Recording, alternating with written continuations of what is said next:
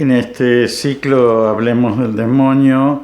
Hoy quiero hablarles de una acción extraordinaria del demonio que se llama la posesión y que muchas veces sabemos muchas cosas de la posesión, pero mal, porque las conocemos por las películas o las novelas, y no siempre eso es un conocimiento científico, un conocimiento por las causas.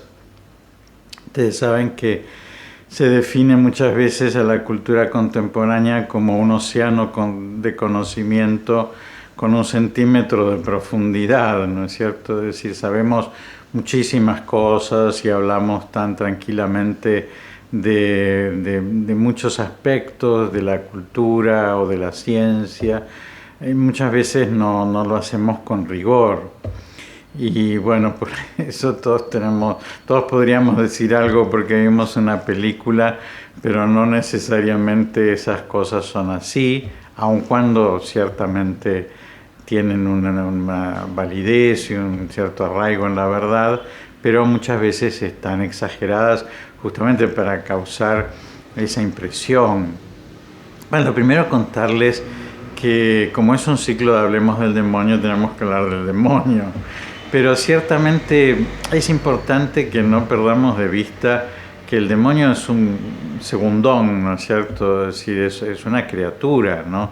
Dios es Dios, ¿no? Dios es infinitamente superior a todos, ¿no? Incluso al demonio, por perfecta que sea su naturaleza angélica, por grande que sea su poder. Que el demonio intenta, ¿no es cierto?, ser como una parodia de Dios, ¿no? Intenta hacer que nosotros creamos que existe un bien y un mal, ¿no? Y que están como los dos sentados uno al lado del otro jugando un ping-pong a ver quién gana. Pero no es así, ¿no es cierto? Existe solamente un ganador, que es Dios. Existe solamente el bien. El mal es solamente ausencia del bien. Y por eso está bien que hablemos del demonio, pero estaría mal que nosotros lo convirtiéramos en un protagonista, incluso de nuestra vida espiritual, ¿no? Es decir, es uno de los aspectos contra los cuales nosotros tenemos que luchar, como luchar contra el mundo, luchar contra la propia carne. Y la posesión, que parecería como un acto poderoso, ¿no es cierto?, del demonio, porque posee, ¿no es cierto?, a una persona. En realidad tenemos que bajarle varios cambios, ¿no? Porque no es tan así, no es acto tan poderoso, sino al contrario. En general, cuando el demonio se manifiesta, ¿no es cierto?, y eso es lo que nosotros llamamos un poseso, es un signo de debilidad del demonio, ¿no? Es decir, cuando el demonio está seguro en una persona, no se manifiesta nunca. Y puede poseer perfectamente una persona. Saben que nunca posee el alma de una persona, ¿no? Es decir, el alma de la persona solo es de sí misma, ¿no es cierto? Es decir, nosotros somos dueños de nosotros siempre. Pero puede poseer el cuerpo. Y al poseer el cuerpo puede también poseer, por ejemplo, el cerebro, ¿no es cierto? Y entonces hacer actos de nuestra inteligencia, o puede poseer el cerebro para mandarle, ¿no es cierto?, a nuestros miembros a hacer cosas o decir cosas, pero en realidad nunca puede poseer nuestra alma. Bueno, ¿por qué digo que se trata de un acto de debilidad del demonio? Porque pareciera muy fuerte por sus manifestaciones externas. Ya digo, cuando el demonio es fuerte en una persona, se queda calladito y deja que esa persona, por sus propios actos, se condene.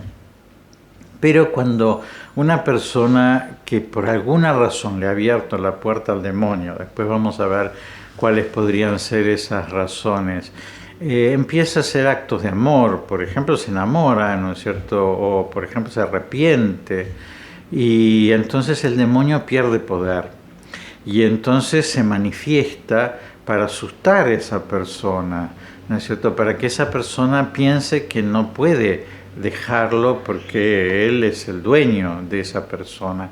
Pero siempre, siempre, siempre, siempre, hasta el último instante de nuestra vida, nosotros podemos elegirlo a Cristo y siempre vamos a tener una oportunidad de hacerlo.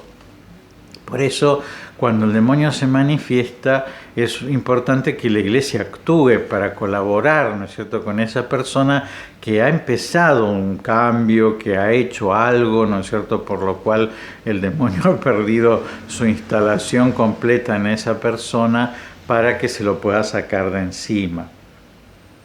Bueno, la posesión entonces es una acción extraordinaria del demonio, ¿no? Es decir, hablamos que hay acciones ordinarias, por ejemplo, todos los hombres somos tentados por el demonio, Jesucristo fue tentado por el demonio en el desierto, es decir, es una acción ordinaria. Esta es una acción extraordinaria, es decir, no es común que se den las posesiones. Y se trata de un tormento muy grande, de algo que aflige mucho, mucho a una persona, que es una acción por la cual el demonio se apodera del cuerpo de esa persona, ¿no es cierto? Y puede actuar a través de ese cuerpo. Bueno, ¿qué tiene que hacer la Iglesia cuando se encuentra con una situación así?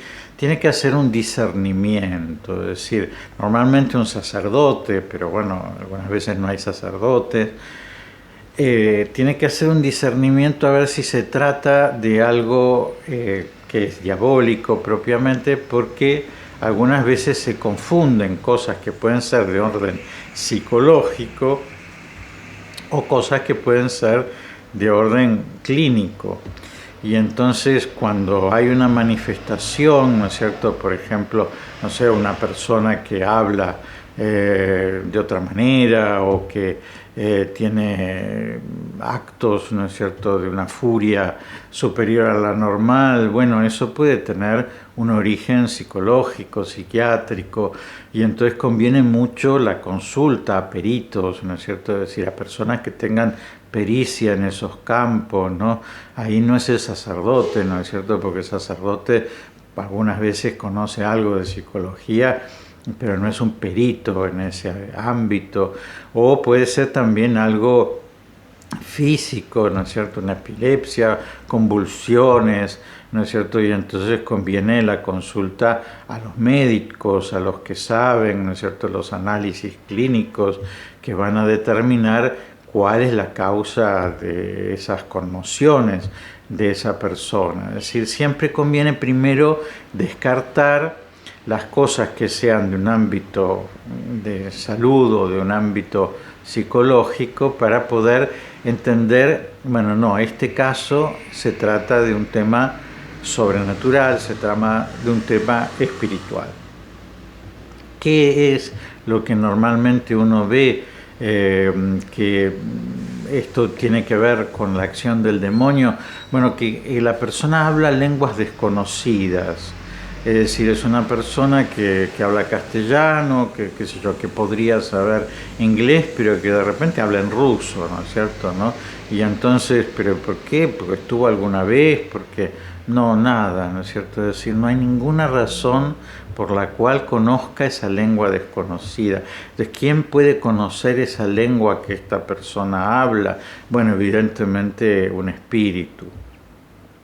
También una fuerza extraordinaria, es decir, es alguien que físicamente no podría tener actos de tanta fuerza, por ejemplo, 4 o 5 personas atajando a esa persona y esa persona, sin embargo, pudiendo contra esas 4 o 5 personas, es algo extraordinario, ¿no es cierto? Es decir, normalmente no se da que una persona tenga esa fuerza tan grande.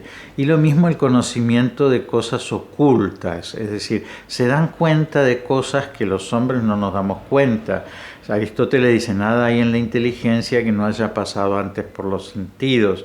Es decir, nuestra inteligencia conoce cosas que recibe a través del datos de los sentidos. Entonces, por ejemplo, si yo tengo escondido algo acá, ustedes no lo ven, ¿no es cierto? Entonces, esa persona sí lo ve, porque el espíritu, no, es decir, el demonio, como los ángeles, ¿no es cierto?, no necesitan del dato de los sentidos para conocer. Y entonces puede ver, ¿no es cierto?, lo que está escondido, ¿no es cierto?, lo que no se ve. Y entonces tienen el conocimiento de esas cosas ocultas. Y el conocimiento de las cosas ocultas espirituales. Es decir, si yo los rocío con agua, ustedes no saben si es agua común de la canilla o si es agua bendita. No tienen forma de discernirlo. El demonio sí se da cuenta. Esto es agua bendita y esto es agua común. O si yo les muestro una hostia, ustedes no saben si está consagrada o si es un pedacito de pan, porque no tienen forma de verificarlo, ¿no es cierto? Si no saben que eso estuvo en una misa, ¿no es cierto? Y se consagró. El demonio sí se da cuenta de que esto es algo espiritual. O si, por ejemplo, yo apareciera con una camisa normal, ustedes no tienen forma de saber este es un sacerdote. El demonio sí sabe que yo soy sacerdote porque ve cosas espirituales. Entonces, cuando se dan esos fenómenos, ahí evidentemente se prenden como las alarmas, ¿no es cierto? Decir, bueno, acá hay alguien que está actuando en esta persona de una manera distinta de cómo podría actuar esa persona por otras razones.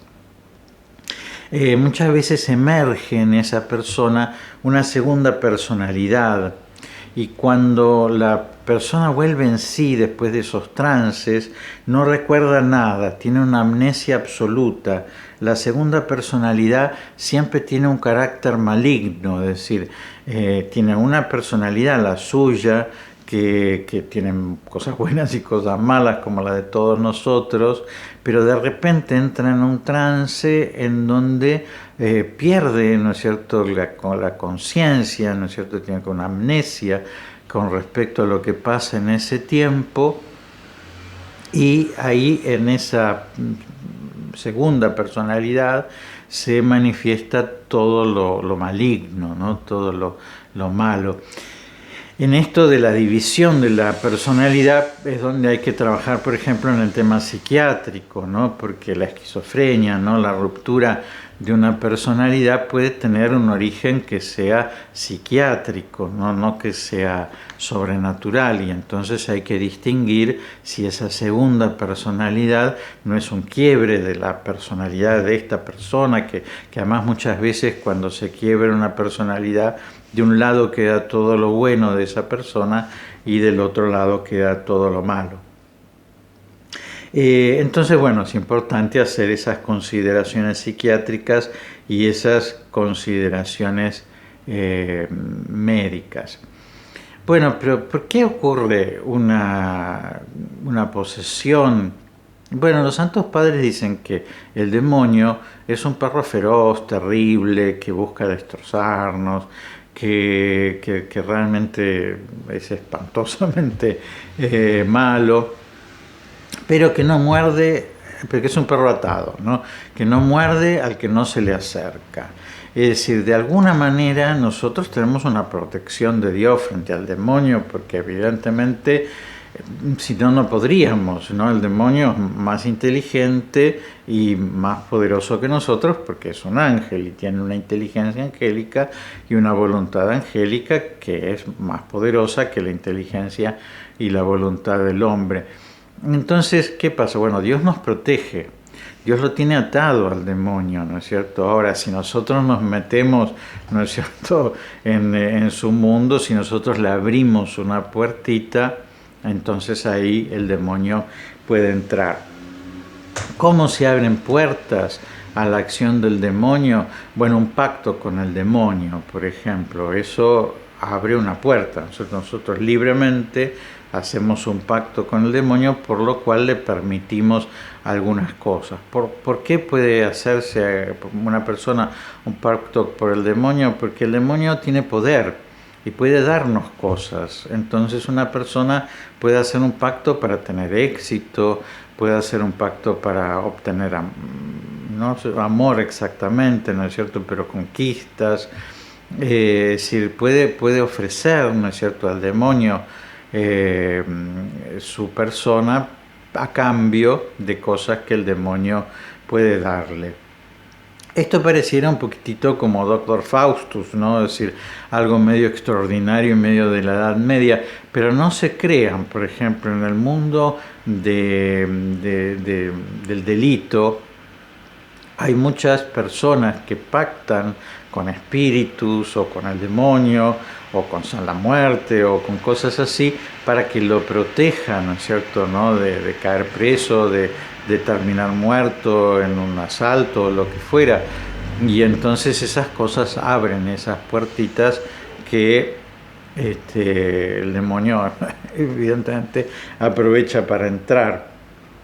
Después asistir a sesiones espiritistas, cultos satánicos y ritos esotéricos. Es decir, el asistir también supone abrir puertas, ¿no? Esto es bastante más frecuente, ¿no? Porque es difícil que alguien haga un pacto con el demonio, o es medio extraordinario, pero sobre todo cuando las personas son jóvenes es bastante fácil que por curiosidad o por desesperación algunas veces asistan a cosas que quizás no tomen como absolutamente demoníacas, por ejemplo, ritos espiritistas, pero en el espiritismo uno invoca a unos espíritus que no sabe cuáles son.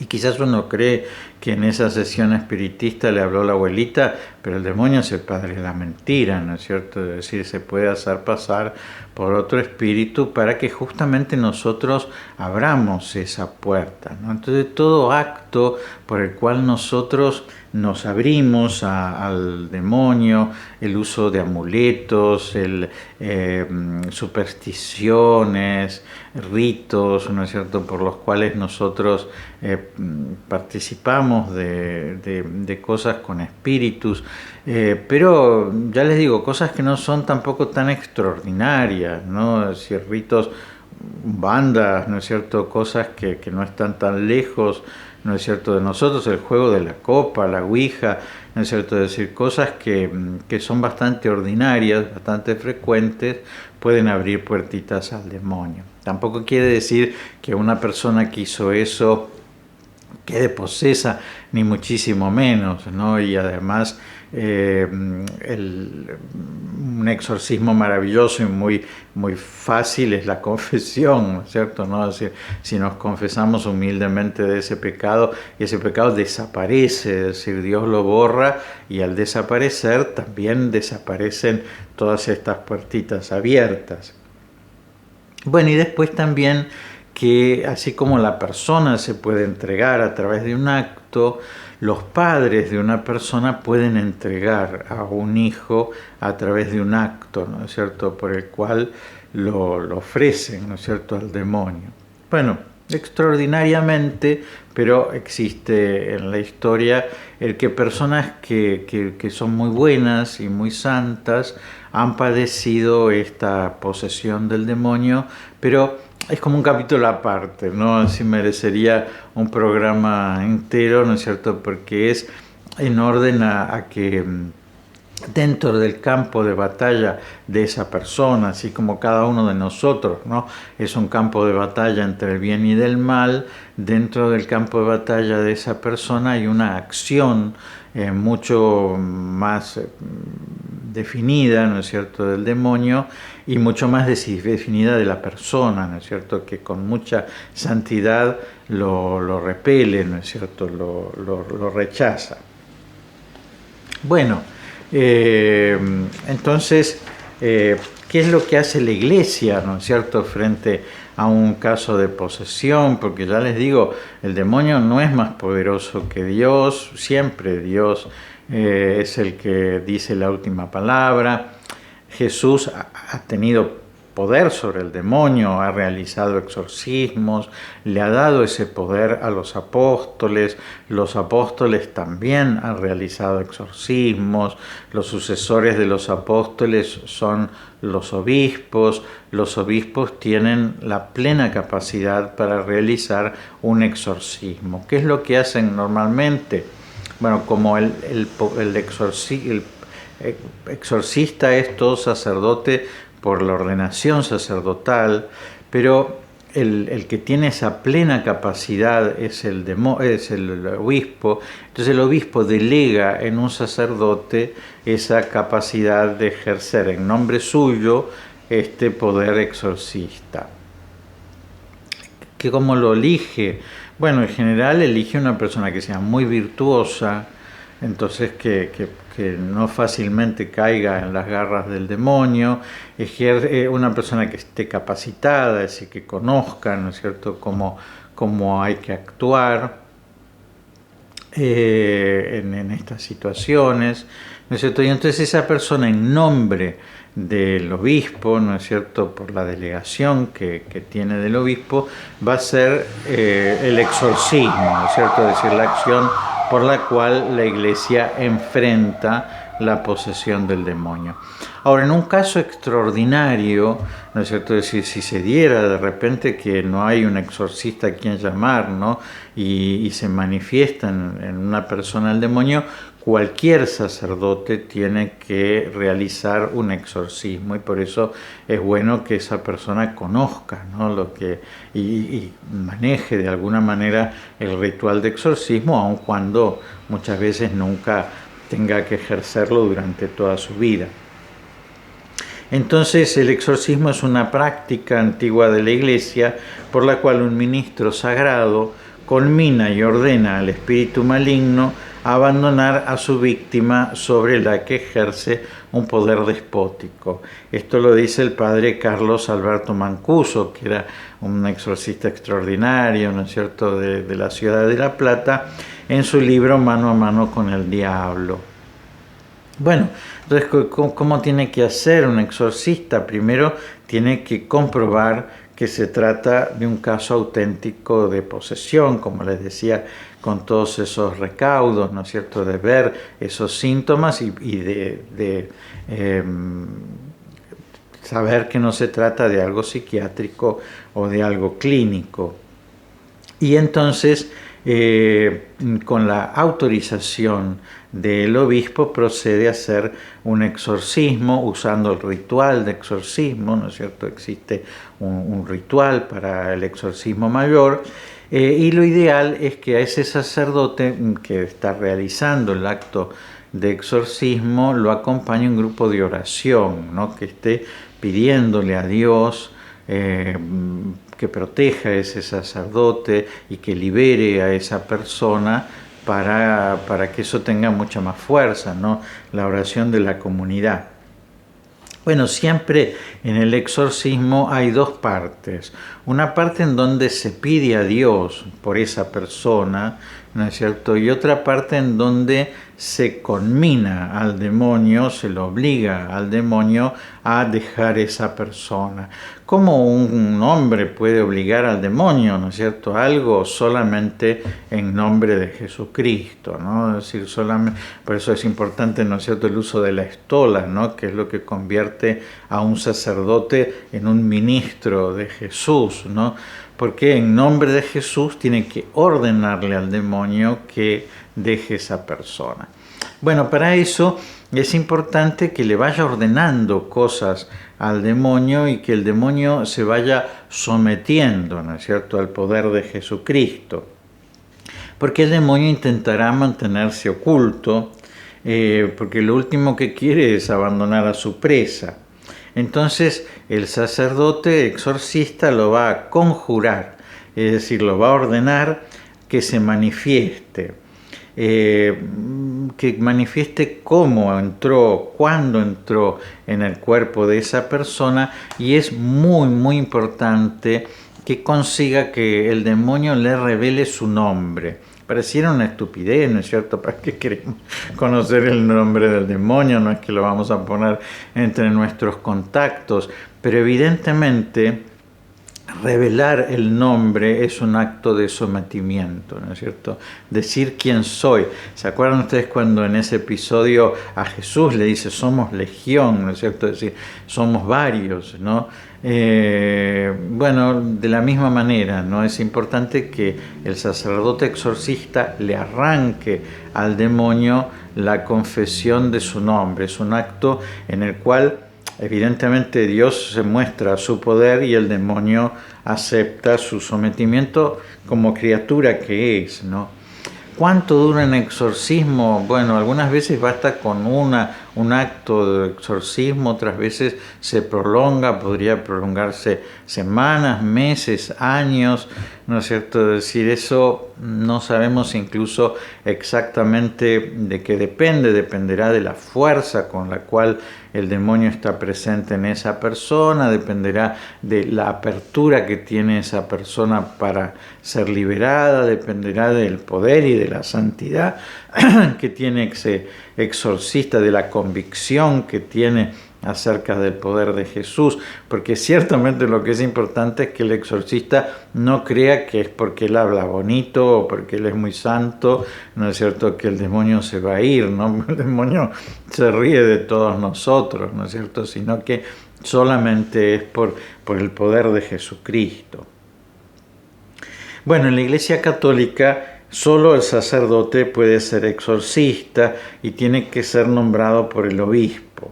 De hecho, todas las diócesis deben contar con un exorcista. Sin embargo, el padre Gabriel Amort, ¿no es cierto?, que era el exorcista de la ciudad de Roma, dice que esto no siempre se cumple. Y es verdad, ¿no es cierto? Es decir, en la ciudad de Buenos Aires por muchos años no hubo nombrado un exorcista y nosotros teníamos que recurrir a un padre jesuita, por ejemplo, que era exorcista, a otro padre benedictino que era exorcista, o mandar a la diócesis de La Plata o a la diócesis de San Isidro, a otras diócesis vecinas, para que hubiera exorcistas autorizados por el obispo. Bueno, y Gabriel Amort dice, porque ni en los seminarios ni en las universidades eclesiásticas se estudia al demonio, por lo que ya no se estudia su acción extraordinaria y por ende tampoco los exorcismos. Y eso es verdad, ¿no? Es decir, cuando se estudia el tratado de creación, dentro de ese tratado está el tratado de la angeliología, ¿no es cierto? Seres creados, los ángeles. Dentro del tratado de la angeliología está el tratado de la demonología, ¿no? Bueno, debería darse, pero en realidad no se da ni la angeliología comúnmente, ¿no?, en los seminarios, ni la demonología, sino que dentro del tratado de la creación se da solamente la antropología, es decir, el estudio del hombre. Y evidentemente parte de la acción del demonio en nuestro tiempo es hacer que creamos que no existe, o que lo confundamos con una simbología del mal, o como que le adjudicamos una especie de símbolo que es el demonio, todo el mal, pero no es así, ¿no es cierto? Incluso en la revelación, ¿no?, en la Sagrada Escritura, si uno se fija, por ejemplo, en el pecado original, cuánta responsabilidad tiene Adán, cuánta responsabilidad tiene Eva y cuánta responsabilidad tiene el demonio. Evidentemente el que ahí está pisando fuerte es el demonio revestido de esa simbología de la serpiente, ¿no? Por eso sí, tiene su presencia, creemos en su presencia, deberíamos conocerlo más, ya les digo, no para tenerle un gran temor, ¿no es cierto?, porque siempre está sometido a Dios, pero sí para someterlo a Dios, ¿no? Es decir, para ejercer ese poder que Jesucristo dejó en la Iglesia, porque evidentemente es bueno que la Iglesia utilice su poder de perdonar, su poder de alimentar, su poder de predicar la palabra, ¿no es cierto?, su poder de bautizar, su poder de unir dos personas en matrimonio, ¿no es cierto?, es decir, que la Iglesia utilice todas esas capacidades que Dios le ha dado. Bueno, entre esas capacidades le ha dado el poder de enfrentar al demonio. Dice el padre Gabriel Amort, somos tan pocos en el mundo que cada uno de nosotros en su batalla diaria se siente de manera inevitable como si fuera el último. Sí, es verdad, los sacerdotes exorcistas sienten mucha soledad, y sienten mucha soledad dentro de los mismos sacerdotes, que muchas veces no comprenden su acción o no comprenden su lucha. porque el demonio tiene su viveza. Y entonces, evidentemente, como no quiere largar su presa, se va a enfrentar, ¿no es cierto?, contra el exorcista. Si alguien podría preguntarse si el demonio intenta vengarse de los exorcistas o de quienes colaboran en un ritual, la respuesta es sí, dice el padre José Antonio Fortea. Dice, trata de vengarse del exorcista y de los que han ayudado en un exorcismo haciendo alguna cosa para asustarlos y que no vuelvan a prestar ese servicio. Es decir, que por eso hay que estar bien preparado, ¿no? Y sobre todo el demonio utiliza el gran instrumento que él tiene, que es el miedo. Entonces, de acuerdo a cuáles sean los miedos de ese exorcista y de esas personas que lo asisten, va a tratar de engendrarles, de proyectarles en sus mentes más miedos para paralizarlos. Bueno, sobre esto yo no soy exorcista, es decir, conozco solamente el tema teórico, pero en una oportunidad sí, acompañando a chicos que se recuperan de las drogas, apareció un chico que había sido bautizado en la religión Umbanda a través de un sacrificio de animales y rociado con la sangre de ese sacrificio, en el cual se manifestó claramente el demonio, todos estos signos de los cuales le acabamos de hablar. Dimos intervención al obispo. El obispo nos pidió que hiciéramos 3 cautelas. Una cautela psiquiátrica, por la cual llamamos a 3 psiquiatras que dictaminaron que eso no era algo psicológico. Una cautela médica, el chico estaba internado en un hospital, ¿no es cierto? Los médicos se daban cuenta de que no se trataba de algo clínico. El chico tenía unas convulsiones espantosas y los instrumentos que medían, ¿no es cierto?, cómo estaba ese chico, decían que estaba reposando tan tranquilamente. Los médicos le daban a esa persona anticonvulsivos que no le hacían ningún tipo de efecto, y entonces tanto los psiquiatras como los médicos aceptaron, ¿no es cierto?, que no se trataba de algo de la esfera de ellos, y es que como se trataba de un chico menor de edad, ¿no es cierto?, de 17 años, entonces que el juez me diera a mí la guarda, ¿no es cierto?, que es como una curatela provisional, ¿no es cierto?, de una persona durante el tiempo en que se hicieran esos exorcismos. Y así fue, ¿no es cierto? El juez también se convenció de que se trataba de algo sobrenatural y me nombró a mí en guarda, ¿no es cierto?, a ese chico, y por eso el obispo nos designó, ¿no es cierto?, a quién tenía que ser el sacerdote exorcista, pero yo tenía que estar presente durante estos exorcismos para verificar, ¿no es cierto?, que se cuidara a esa criatura, ¿no? Bueno, y duró más de un año, ¿no? No fue algo sencillo, y ahí quizás es donde aprendí en la práctica que todas estas cosas son verdad, ¿no es cierto? Y que, por ejemplo, la estola sacerdotal, el agua exorcizada, el nombre de la Virgen María, ¿no es cierto?, la invocación a la Virgen, la oración, todas esas cosas tienen un poder enorme sobre el demonio, ¿no es cierto? Y que el demonio se manifiesta realmente, ¿no? Y que termina obedeciendo, ¿no?, a ese acto soberano de Dios, por el cual, ¿no es cierto?, el demonio no le queda otra más que irse y dejar libre a esa persona.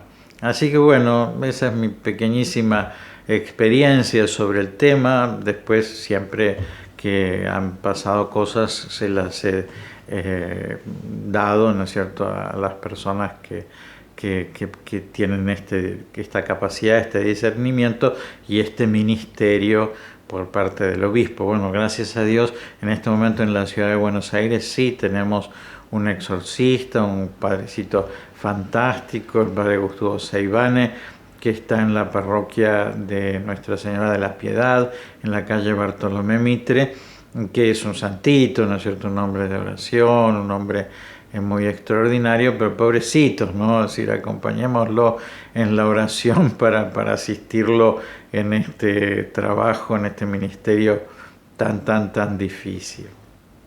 Bueno, en este ciclo vamos a hablar de otras cosas, ¿no es cierto?, por las cuales nos protegemos de esa acción del demonio, ¿no?, para que todas estas cosas no pasen, ¿no? Y entonces ya prontito vamos a hablar entre los sacramentales que tiene la Iglesia de la medalla de San Benito, ¿no es cierto?, que es muy importante que llevemos nosotros, que tengamos en nuestra casa, porque esa medalla tiene un exorcismo impreso. Y entonces que nosotros sepamos cuidarnos de estas acciones extraordinarias del demonio para que no sea necesario ni siquiera tener que hablar de estas cosas. Bueno, les doy la bendición, que Dios los bendiga y los proteja en el nombre del Padre y del Hijo y del Espíritu Santo. Amén.